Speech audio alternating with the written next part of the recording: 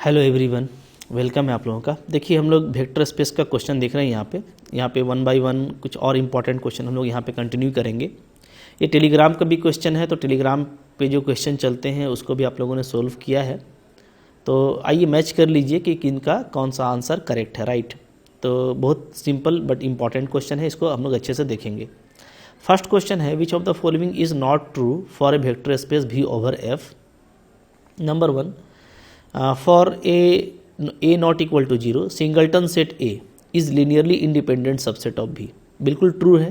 क्यों ट्रू है? आपको पता है कि मैंने आपको बताया है कि अगर आपका सिंगलटन सेट है जो नॉन जीरो है तो वो क्या होता है, वो लीनियरली इंडिपेंडेंट होता है। फिर आपको बोलता है singleton zero is linearly dependent subset of V। ये भी बिल्कुल ट्रू है, चूँकि इसमें जीरो है। तो अगर आप इसको लिखेंगे भी तो a into zero is equal to zero आप तभी कर पाएंगे जब क्या लेंगे, जब आप a को नॉन जीरो लेंगे, और a अगर नॉन जीरो आप लेते हो, ठीक है, तो ये लीनियरली डिपेंडेंट हो जाएगा। यहाँ पे आपका इम्प्टी सेट, तो इम्प्टी सेट लीनियरली इंडिपेंडेंट होता है, ये भी ट्रू है, राइट है, ठीक है। A subset containing zero element is linearly independent. देखिए अगर किसी सेट में एक जीरो एलिमेंट है, हम लोग पढ़े थे, तो ये क्या होता है, तो ये आपका होता है डेफिनेटली लीनियरली डिपेंडेंट होता है। क्योंकि बाकी का तो पता नहीं, लेकिन जीरो के साथ जब भी आप काम करेंगे तो आप ऐसा एलिमेंट लेंगे जो क्या होगा, जो नॉन जीरो होगा, ठीक है। और बाकी जो आपका B V1 है, C V2 है, ठीक है, तो ये आपका चाहे जो भी हो, लेकिन एक आपका नॉन जीरो है, इसका मतलब ये क्या हो गया, ये लीनियरली डिपेंडेंट हो गया। तो ये इंडिपेंडेंट नहीं होगा बल्कि ये क्या होगा, डिपेंडेंट होगा। So it is wrong. तो ये आपका नॉट ट्रू है, ठीक है। तो यही ऑप्शन हम लोगों का क्या होगा, करेक्ट ऑप्शन हो जाएगा, ठीक है जी। चलिए देखते हैं इसके बाद क्वेश्चन नंबर, देखिए यहाँ पे 2 है। 2 नंबर क्वेश्चन बोलता है आपको कि which of the following is true, कौन सा ट्रू है for the vector space V over F। तो देखिए हम लोग जैसा जानते हैं कि कॉम्प्लेक्स सेट का ओवर कॉम्प्लेक्स अगर डायमेंशन देखा जाए तो एक ही एलिमेंट काफ़ी है, तो ये आपका रॉन्ग हो गया, ठीक है, फॉल्स। क्योंकि इसका डायमेंशन क्या आना चाहिए, यहाँ पे डायमेंशन आपका 1 आना चाहिए, ठीक है। C over R, तो C over R में आपको कम से कम 2 एलिमेंट चाहिए होता है, 1 और आयोटा एटलीस्ट, ठीक है, बेसिस में। तो इसीलिए ये भी आपका फॉल्स है। तो ये आपका देखिए ट्रू है, क्योंकि यहाँ पे 2 एलिमेंट दे रखा है कि डायमेंशन में 2 एलिमेंट होगा, तो ये करेक्ट है। ये आपका फॉल्स हो गया। तो यहाँ पे ऑप्शन नंबर 3 एक रिजल्ट बेस्ड क्वेश्चन है, ठीक है, आपका करेक्ट ऑप्शन है। क्लियर है?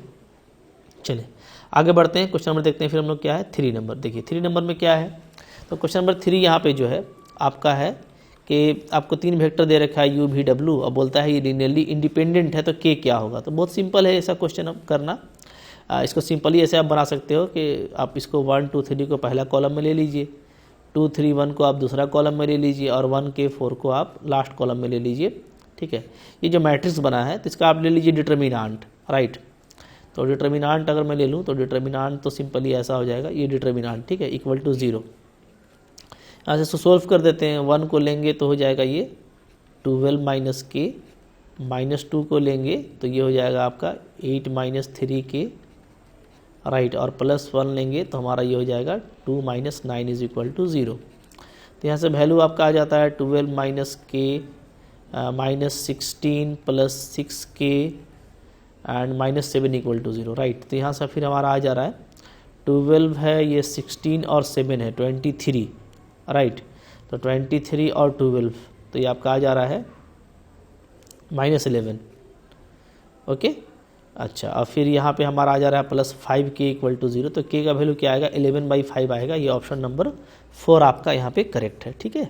चलिए बात देखते हैं क्वेश्चन नंबर क्या है। क्वेश्चन नंबर इसके बाद आपका आ रहा है क्वेश्चन नंबर 4 नंबर क्या है, V आपको दे रखा है, ठीक है। तो बोलता है डायमेंशन ऑफ V क्या होगा ओवर R। तो देखिए सेट ऑफ कॉम्प्लेक्स में एक आपको मैट्रिक्स दे रखा है n क्रॉस n का, और मैट्रिक्स कैसा है, तो AIJ is equal to -AGI है। यानी क्या है, यानी पहले तो ये आप देख रहे हैं इसका ट्रांसपोज लिया गया है, और ट्रांसपोज जो है वो क्या आ गया है, वो आपका आ गया है माइनस में। तो ये क्या होता है, तो ये आपका होता है एस्क्यू सिमेट्रिक मैट्रिक्स। क्या होता है, एस्क्यू सिमेट्रिक मैट्रिक्स, राइट। अब हम लोग अगर एस्क्यू सिमेट्रिक मैट्रिक्स की बात करें ओवर R ओवर रियल, तो आपको पता है कि इसमें जो डायगोनल एंट्री है वो क्या होता है, वो 0 होता है। अब नीचे भी आपको क्या होगा, डायगोनल एंट्री तो 0 होगा। तो जैसे मान लीजिए n क्रॉस n का एलिमेंट है, ठीक है, तो इसमें एक हो गया आपका डायगोनल, ठीक है। चूँकि इसमें टोटल हमारा क्या होता है n क्रॉस n एलिमेंट होता है। तो अब ध्यान दीजिएगा आप कि अगर मैं डायगनली बात करूं तो फर्स्ट डायगनल में 1 एलिमेंट होगा, ऐसे लिखेंगे तो ठीक है। सेकंड डायगनल में 2 एलिमेंट होगा, थर्ड में आपका 3 डायगनल होगा, 3 एलिमेंट होगा, और n-1 जो डायगनल होगा उसमें n-1 एलिमेंट होगा, और फिर आपका ये nth डायगनल हो गया। इसके बाद सारा ऊपर ही का एलिमेंट क्या होता है आपका, नीचे रिपीट करता है, ठीक है, विथ ट्रांसपोज, राइट। तो हम लोग ये देख रहे हैं यहाँ पे, चूँकि ट्रांसपोज में क्या होता है, ऊपर का ही एलिमेंट आपका यहाँ पे नीचे में रिपीट करता है।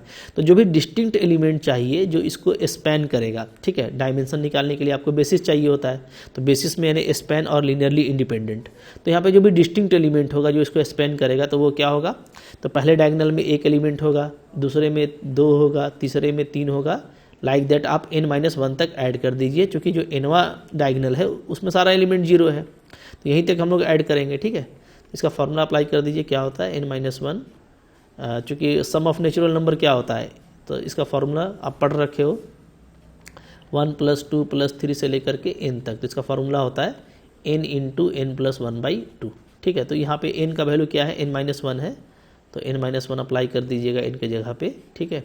तो ये 1 1 कट गया, तो आपका आ जा रहा है n² - n, ठीक है, n² आ रहा है माइनस n आ रहा है, राइट, क्लियर है, ओके, और डिवाइडेड बाई 2 आ रहा है, ठीक है ना। तो ये देखिए ये कब होगा, तो चूँकि ओवर कॉम्प्लेक्स काम कर रहे हैं, आप ध्यान दीजिएगा, तो ओवर कॉम्प्लेक्स, और यहाँ पे भी अगर फील्ड आपका C रहता तो C/C के केस में जो डायमेंशन आएगा, ठीक है, V का, वो क्या आएगा, वो आपका आएगा ये n² - n/2, राइट। लेकिन यहाँ पे हमको क्या करना है, हमको C/R यहाँ पे हमको बात करना है। तो आपको हम अभी ऊपर बताए कि जहाँ आप रियल लेंगे तो रियल के केस में आपको 2 से मल्टीप्लाई करना पड़ेगा, तो आप 2 से मल्टीप्लाई कर दीजिएगा तो आपका आंसर क्या आ जाता है, n² - n आ जाता है, ठीक है ना। ये आपको ध्यान रखना है, क्योंकि यहाँ पे आपको ओवर रियल निकालना था, अगर ओवर कॉम्प्लेक्स निकालना होता तो मेरा यही आंसर हो जाता। तो आपको ध्यान ये देना है कि यहाँ पे आपको डायमेंशन भी निकालने के लिए मैट्रिक्स का पता होना चाहिए कि स्क्यू सिमेट्रिक मैट्रिक्स क्या होता है, ठीक है। और आप स्क्यू सिमेट्रिक मैट्रिक्स के केस में जानते हैं कि इसका जो डायगोनल एलिमेंट है वो क्या होता है, वो आपका 0 होता है, ठीक है ना, सारा ही 0 एलिमेंट होता है। तो इसका कोई एलिमेंट आपको नहीं लेना है, इसके आप ऊपर के एलिमेंट लोगे, तो इसके जब आप ऊपर के एलिमेंट लोगे तो उसके ऊपर आपको n-1 डायगोनल बनेगा, और हर डायगोनल में उतना ही एलिमेंट होता है, ठीक है। जैसे फर्स्ट में 1 एलिमेंट होता है, दूसरे में 2 एलिमेंट होता है, ठीक है ना। जैसे आप इसको अगर बहुत अच्छे समझना चाहते हैं तो एक एग्जांपल लेके मैं आपको क्रिएट करा देता हूँ। जैसे देखिए, मान लीजिए मेरे पास में कोई मैट्रिक्स है, ठीक है, 0 3 2 राइट -3 0 -5 5 सॉरी 5 नहीं होगा यहाँ पे, इट इज़ -2 5 एंड 0 ये, ठीक है। तो आप देखेंगे कि ये जो मैट्रिक्स है ना, इसका आप जब जैसे ये मेरे A हो गया तो इसका A ट्रांसपोज आप निकालोगे तो क्या आ जाएगा, तो इसका A ट्रांसपोज आ जाएगा। रो को हम लोग क्या करेंगे, कॉलम में लिखेंगे, ठीक है। तो 0 3 2 -3 0 -5 -2 5 और 0 ऐसे लिखेंगे, ठीक है। अब देखिएगा, तो अगर आप देखिएगा ना तो इसमें आप माइनस को कॉमन निकालिएगा, इसमें से आप माइनस को कॉमन निकाल लीजिएगा तो ये A बन जाता है। तो simply it is equal to -A। जब माइनस को कॉमन निकालेंगे तो ये क्या है, ये आपका है स्क्यू सिमेट्रिक मैट्रिक्स, ठीक है। कंफर्म हो गया कि क्या है ये आपका स्क्यू सिमेट्रिक मैट्रिक्स है। अब इसमें आपको ये बस देखना है, डायमेंशन का मतलब क्या है, आपको डिस्टिंक्ट एलिमेंट देखना है जो इसको स्पैन करता है। तो डिस्टिंक्ट एलिमेंट कौन कौन सा है, तो एक 3 है, चूँकि ये -3 तो इसी पे लीनियरली डिपेंडेंट हो जाएगा।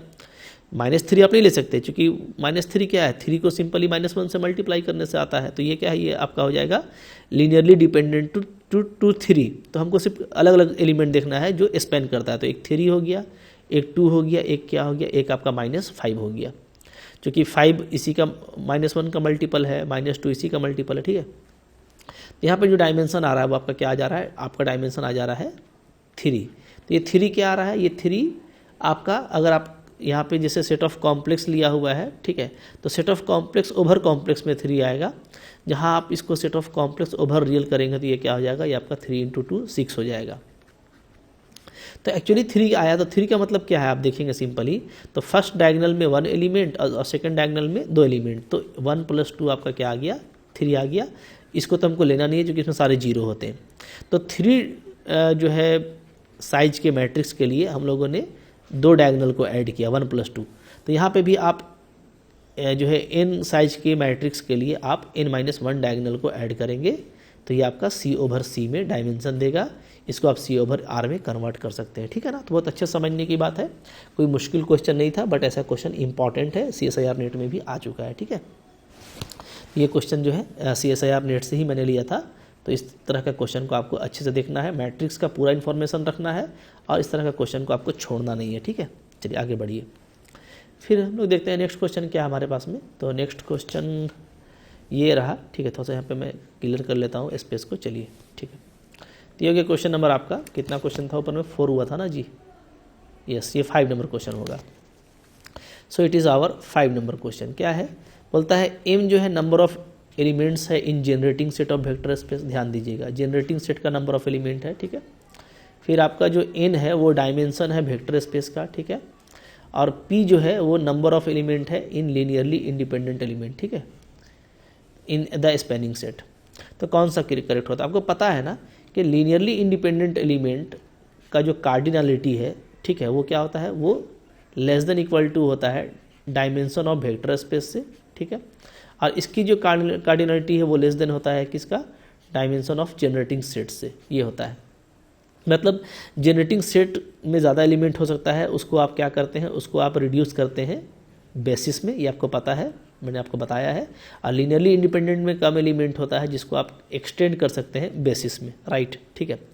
तो अब यहाँ पे सिंपली लीनियरली इंडिपेंडेंट का कार्डिनलिटी आपको दिया हुआ है, क्या है, m है, डायमेंशन आपको दिया हुआ है n है, और जनरेटिंग सेट आपका क्या है, p है। तो यही वाला ऑप्शन आपका करेक्ट हो जाएगा। तो सिंपली फर्स्ट ऑप्शन आपका यहाँ पे क्या है, करेक्ट है, ठीक है। चलिए आगे बढ़ते हैं। क्वेश्चन नंबर फिर देखिए आपका 6 नंबर क्वेश्चन क्या है यहाँ पे। 6 नंबर क्वेश्चन है, ए मैट्रिक्स दे रखा है, ठीक है। भी जो है आपका 3 टपल है सच दैट का डिटर्मिनांट ए 0 है, तो डायमेंशन ऑफ भी क्या होगा, ठीक है। तो डिटर्मिनांट ऑफ ए को 0 ले लीजिए, क्या आता है देख लीजिए यहाँ पे। तो डिटर्मिनांट ए आ जाएगा आपका, determinant A = simply 1 1 1 2 2 3 x y and z, correct. Solve कीजिए, तो सिंपली सोल्व कर देते हैं, तो 1 हो जाएगा, तो आपका हो जाएगा ये 2z - 3y, राइट। फिर -1 ले लीजिए, तो ये आपका हो जाएगा 2z - 3x, फिर +1 ले लीजिए, तो ये आपका हो जाएगा 2y - 2x = 0, करेक्ट। तो देख लेते हैं क्या आता है। तो 2z - 3y - 2z + 3x + 2y - 2x = 0, correct है। तो यहाँ पे आपका 2z आपका कैंसिल हो जा रहा है, ठीक है। तो आपका जो वैल्यू आ रहा है वो आ रहा है -3y + 2y, तो -y एंड +x = 0। तो यहाँ से आ जा रहा है x = y। तो यानी 2 एलिमेंट एक ही है, x और y क्या है, ये दोनों एलिमेंट एक ही है, ठीक है।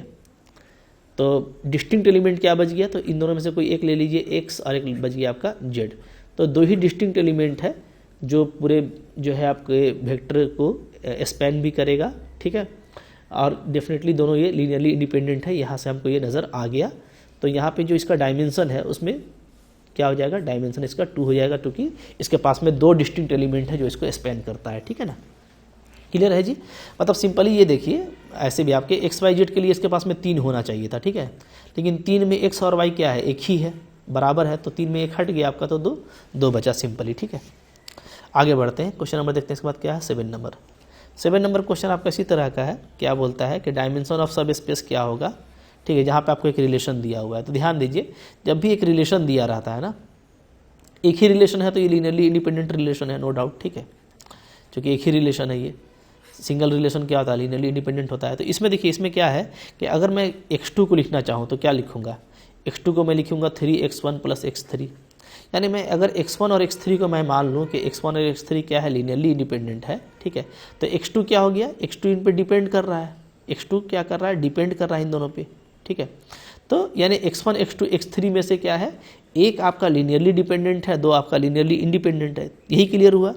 तो यहाँ पे आपका जो डायमेंशन है वो कितना होना चाहिए था, वो होना चाहिए था 5, चूँकि 5 टपल दिया हुआ है, लेकिन 5 में जो एक है वो 2 पे डिपेंड करता है, तो 5 में 1 को माइनस कर दीजिए, ठीक है, चूँकि एक आपका लीनियरली डिपेंडेंट है, इसमें से कोई एक, अकॉर्डिंग टू दिस रिलेशन, तो डायमेंशन क्या बचेगा, 4 बचेगा। बहुत सिंपल कॉन्सेप्ट है ये, ठीक है, कोई इशू नहीं होना चाहिए। ऐसे भी एक रिजल्ट याद रख सकते हैं आप, जब भी इस तरह का क्वेश्चन मिले ना, तो आप याद रखिएगा कि जो डायमेंशन ऑफ सब स्पेस होता है वो क्या होता है, तो वो आपका जो भी यहाँ पे नंबर ऑफ टपल है, जैसे ये आपका R5 में दिया हुआ है ना, R5 में, चूँकि 5 टपल है तो R5 में दिया हुआ, तो डायमेंशन इसका क्या हो गया, 5 हो गया। तो 5 में आप क्या कीजिएगा, number of linearly independent relation को माइनस कर दीजिए, ठीक है। तो यहाँ पे हम लोग ये देख रहे हैं कि 5 में जो लीनियरली इंडिपेंडेंट रिलेशन है वो तो एक ही दिया हुआ है, तो 1 माइनस कीजिएगा तो 4 आएगा, कैसे भी आप निकाल सकते हो, करेक्ट, ठीक है। नेक्स्ट क्वेश्चन देखिए, क्वेश्चन नंबर हमारा यहाँ पे है 7 नंबर।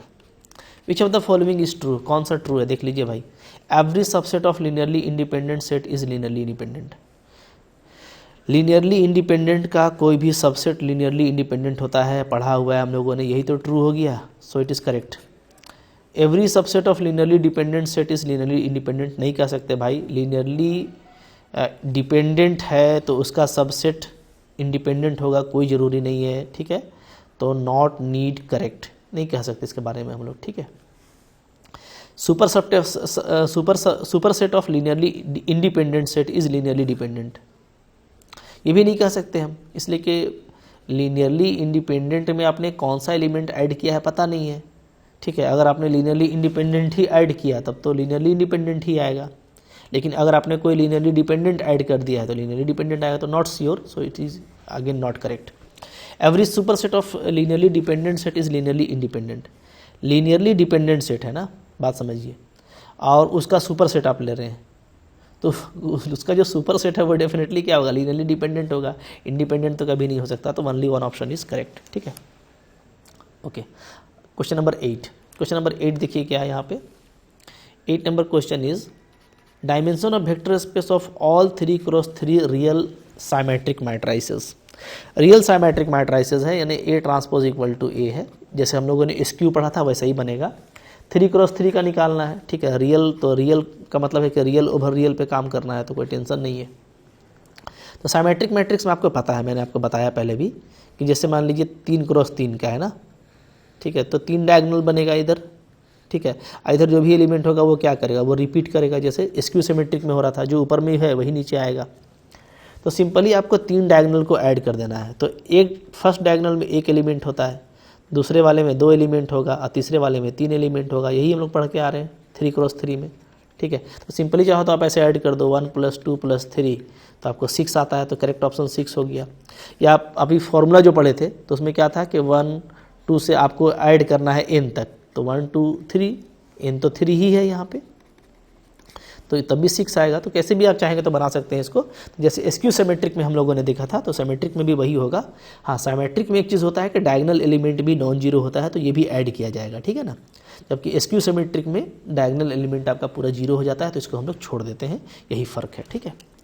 चलिए क्वेश्चन नंबर देखते हैं फिर 9 नंबर क्वेश्चन यहाँ पे है, क्या है 9 नंबर, ठीक है, बोलता है लेट भी आपका वेक्टर स्पेस है 3 डायमेंशनल, ठीक है, और ओवर फील्ड आपको काम करना है इसके, the number of distinct 1 dimensional vector सब स्पेस ऑफ भी, ठीक है।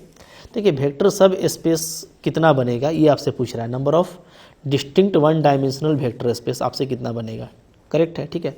तो यहाँ पे जो हमको काम करना है, देखिए ये V/F3 आपको दिया हुआ है, ठीक है, और F3 क्या है, असल में F3 जो है वो G3 है, चूँकि ये जो है क्या होता है, आइसोमॉर्फिक होता है G3 का, ये हम लोग पढ़ चुके हैं। तो सिंपली एक फार्मूला अप्लाई करेंगे तो आपका काम हो जाएगा, ठीक। तो देखिए जो फार्मूला है वो मैंने यहाँ पे लिख दिया है, नंबर ऑफ वेक्टर सब स्पेसेस ऑफ डायमेंशन R क्या होता है, आपको इतना होता है, ठीक है। यहाँ पे हमको ये देखना है कि n का वैल्यू क्या है, R का वैल्यू क्या है, ठीक है। तो देखिए जो n का वैल्यू है वो है आपका 3 डायमेंशनल स्पेस दिया हुआ है, तो n आपका 3 है, राइट। R हमको निकालना है 1 डायमेंशनल डिस्टिंक्ट स्पेस, तो R का वैल्यू आपका 1 हो जाएगा, ठीक है। तो ये भी ध्यान दीजिएगा कि हमेशा आर क्या होगा, आर से बड़ा होगा एन। तो अगर 2 डायमेंशन है तो एक एन बड़ा वाला हो गया, छोटा वाला आर हो गया, ऐसे भी देख सकते हो आप, ठीक है। अच्छा, फिर हम लोग यहाँ पे ये देखेंगे कि जो P है प्राइम, यहाँ पे जो P है आपका वो प्राइम है, ठीक है। तो वो जो प्राइम यूज़ हुआ है तो असल में ये क्या होता है, ये आपको फाइनाइट फील्ड के लिए होता है, क्योंकि हमको पता है कि ZP क्या होता है, ये होता है आपका फाइनाइट फील्ड, ठीक है, फाइनाइट फील्ड।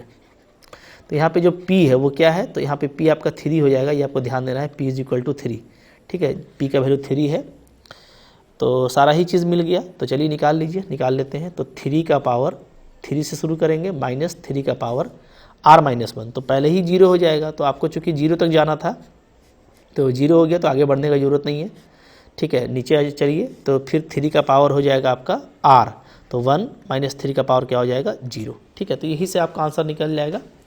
तो देखिए, तो 3 का पावर 3 आपका 27 - 1, और यहाँ पे आपका 3 का पावर 1 3 - 1, ठीक है। तो आपका हो जा रहा है 26/2, कट करके आपका आ जाएगा 13। So first option is correct, ठीक है। तो सिंपली फार्मूला बेस्ड क्वेश्चन है ये, तो इसमें आपको क्वेश्चन में फार्मूला अप्लाई करके पुटअप कर देना है, क्लियर है, ठीक है।